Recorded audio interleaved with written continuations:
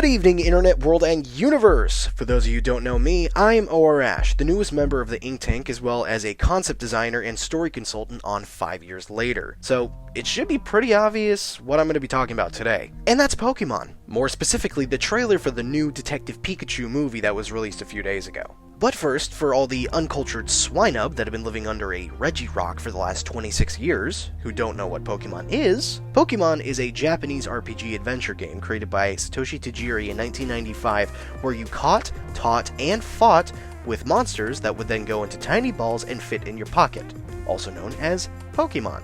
TM. Over the course of the last 2 decades, they've grown in popularity exponentially with a multitude of video games, TV series, trading card games, merchandise, pretty much anything you could slap a Pikachu onto and sell. Now, they have had feature-length films before, many of them, which were all animated, which is not a bad thing. But people have always asked the question, what would it be like if Pokemon were in real life? And now, it seems like we have a much better answer than Pokemon Go. Set to come out May of next year, Detective Pikachu is about a young dude named Tim, played by Justice Smith, who teams up with the fuzziest face to house the voice of Ryan Reynolds yet, Detective Pikachu. As they scour the streets of Rhyme City for clues to the disappearance of Tim's father, they end up uncovering a heinous plot that threatens the Pokeverse as they know it. And from what we've seen in the trailer so far, there is quite a bit to know. First off, we have our setting, Rhyme City, which I can only describe as taking 1 part New York, 1 part Japan, add in a dash of Poke marketing, and bump the budget up to Ready Player One levels. The landscape itself feels like a thrown-together hodgepodge of different metropolitan and cultural elements that work to create a realistic inner-city environment. You got your street markets, your back alleys, your traffic-ridden streets, your shady apartments, your underground fight clubs. You know, you can't do without those. Plus, unlike all other Pokemon movies that we've seen with very colorful, bright feelings to it, this is a little bit of a darker tone, which helps a lot with the noir, mystery aspects of the story of the movie. Second is the attention to detail. Now, if you're a Pokemaniac like myself, you too were hyperventilating seeing all those little Easter eggs and references throughout the trailer. I mean, the Wooper and Victini marketing mascots, all the different posters and advertisements for Pokemon battles hung up in Tim's room, the Gengar and Jigglypuff parade balloons, hell, even the Sproink bobblehead in that girl's car. That's something that legitimately feels real and fleshed out. If you lived in a Pokemon world, you can guarantee they're going to be still making Pokemon merchandise, but of more common things you'd see in every life, such as bobbleheads, water bottles, hell, even toilet paper. Other brands feel as though you're wiping yourself with the back of a sand shrew, whereas ours are as soft as a Jumpluff. You can't act like marketing like that would not exist. And then take the Pokemon themselves. Now, before anyone says it, the CGI is not terrible. I know a lot of people have mixed opinions on it right now, but try to look past all the strange creative decisions they did with some characters and see that the CGI actually blends with the rest of the open world very well.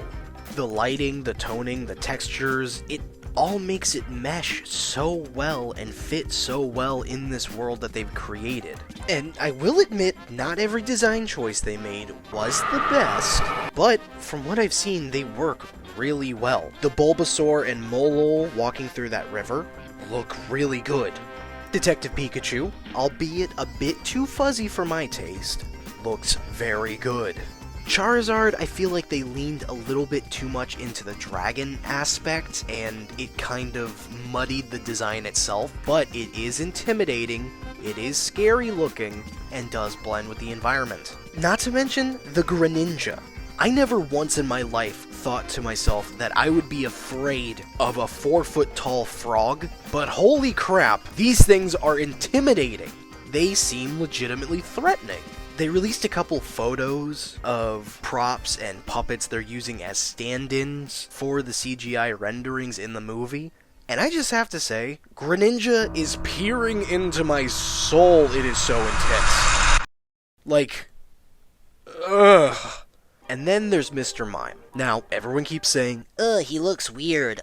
He looks creepy. He looks like Thomas the Tank Engine.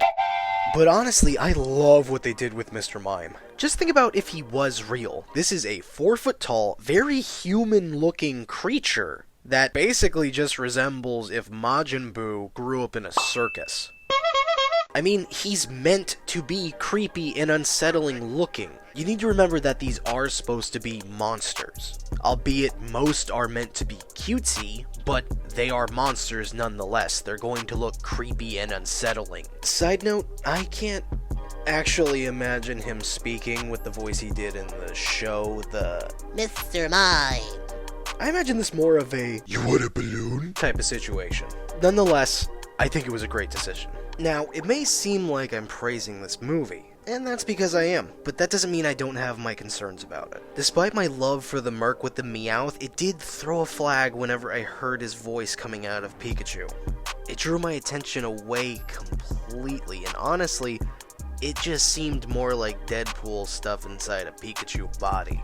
The only part that legitimately felt like a Pikachu on screen was whenever Tim was trying to show the girl that he could talk, and he just goes, "Pika Pika!" That's a Pika. That line that he makes about being so lonely, that's just a funny thing that Ryan Reynolds would say.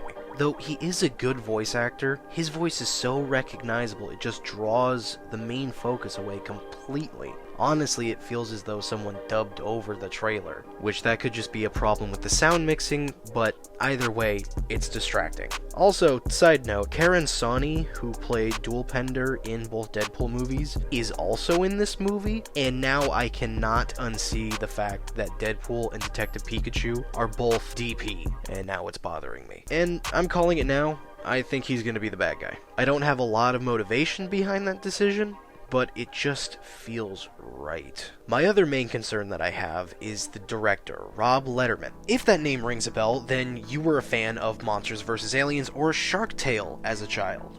But did you know that his career only includes 2 other movies, which are the 2015 Goosebumps movie starring Jack Black and 2009's Gulliver's Travels, also starring Jack Black. And it worries me a lot because a lot of people did not like the 2015 Goosebumps movie.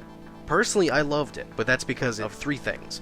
1, the visuals, 2, the nostalgia because I read the books as a kid, and 3, Jack Black. And that's where my concern lies. That it'll either be like Goosebumps, where they rely way too much on the visuals and nostalgia of the property, and that the story and actual direction of the movie itself suffers. Or that it'll be like Gulliver's Travels, where in the next 5 years, it'll be completely forgotten about. And now, I know what you're thinking. But Ash, it's the first ever live-action Pokemon movie. There's no way we would forget about this, even if it was crap. But think of in this sense. Do you remember the movie Avatar? Let that sink in. James Cameron's Avatar. Now, I know it is a completely different director, but Avatar took 10 years to make, was super hyped up, won multiple awards, and is considered one of the stepping stones to modern CGI that looks amazing and super realistic. Take all of that into consideration, and you still had to think kind of hard to remember it. I mean, it may just be me, but if I try to think of the best movies to come out in like the last 15 years, Avatar initially is not on that list. Not in the sense that it was bad, that I just forgot about it, even though it was super hyped up and people were really excited for it. Detective Pikachu might end up suffering the same fate, even though it is super hyped up and people are really excited for it. And I could be completely wrong here. Pokemon as a community and a property is gigantic and has been for the last 2.5 decades, but it is a concern that I have nonetheless. Either way, I am super excited for this movie. I know a lot of people are, and I truly hope and pray to Arceus that it is good. But if we have waited 2.5 decades for a live-action Pokemon movie and it is bad, you can guarantee that I will be back here to tie a rant about it some more. Huh. I would have thought that I used more puns in this video. I must be losing my Han edge. Thank you guys so much for watching. If you guys would like to see some more very geeky, very cool content, make sure you subscribe and like down below so we can keep making awesome videos like this. And if you guys would like to hear more of my crappy Pokemon puns, make sure you go to the Discord link down below to the 5 Years Later Discord. Now, it is mainly about Ben 10 and Danny Phantom, but there is a Pokemon community tab on there where you can catch and even battle other people in the chat itself. It's so fun. I have a Honedge and an Ampharos right now, and I am kicking butt. If you would like to read the comic that I work on with the rest of the Ink Tank, make sure you check out the link down below to kurothewebsite.com. If you want to see my stuff in specific, there is a gallery with my concept art for things that I worked on in Chapter 7 that I am not going to say here because they're kind of spoilery. And if you would like to see more of my individual work, like my Fusion Fridays, again, check the links down below. Once again, thank you guys so much for watching, and please have a bouffalant day. Does that work? I don't know if that works. Bye.